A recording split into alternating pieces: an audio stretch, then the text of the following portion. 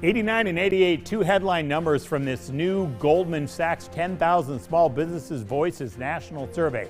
89% of small business owners want policymakers to help with workforce and inflation issues. 88% want help with supply chain challenges. They also want Congress to prioritize reauthorizing the Small Business Administration. Now, here's finally some relief for small business owners. Comes to the price of fuel. Gas is down about 50 cents a gallon in a month's time in Iowa. Of course, it's still about $1 higher than it was a year ago, but all of this could be a welcome development for an Iowa business owner. The gas price decrease definitely is helping. It's also helping from our distribution standpoint. We still self-distribute to grocery stores, gas stations, gift shops all across the state of Iowa. So it's helping on that front quite a bit. And I think over time, we'll continue to hopefully see a little bit of a decrease across some of those inputs as well. Which has been tougher for you, getting the ingredients when you need them and as much of them as you need, or the packaging containers, those kind of things? So it's been a balance. I think it's all about planning ahead and understanding that lead times are going to look incredibly different from one month to the next. For example, in our Cedar Rapids location, we have ice cream, and we're looking to launch a new ice cream product. And the packaging for that is at least 2 months out. And that can happen quite a bit as well with popcorn bags and things like that. So it's all about planning ahead. But I would say that for the most part right now, we're probably having more of a challenge getting those actual inputs to create the product itself versus the packaging. But part of that is because we switched and planned ahead and switched to domestic packaging producers versus international. Had we stuck with those international packaging producers, there's no way we'd be getting our products right now.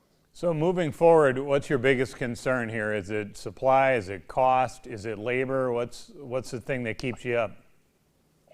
I think it's a little bit of everything. I think myself, as well as 93% of small business owners, are worried about a recession coming in the next 12 months.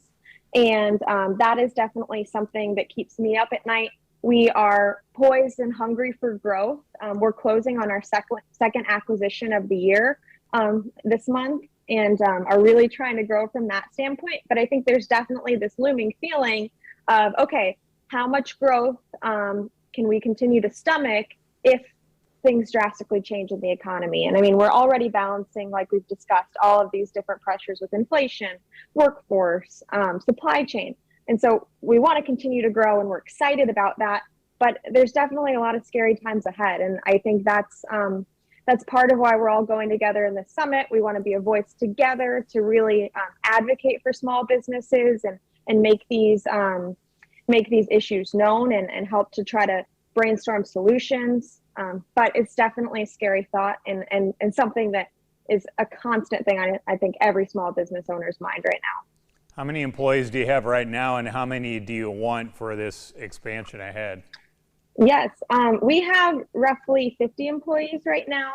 Many of those are part-time, but I think as we continue to expand, we're going to be looking to add more retail employees, more production employees. So I think coming up on that 60 to 70 would be great. I think one thing we've had to deal with a little bit is because of that lack of employment pool, we've had to get a little bit closer towards automation.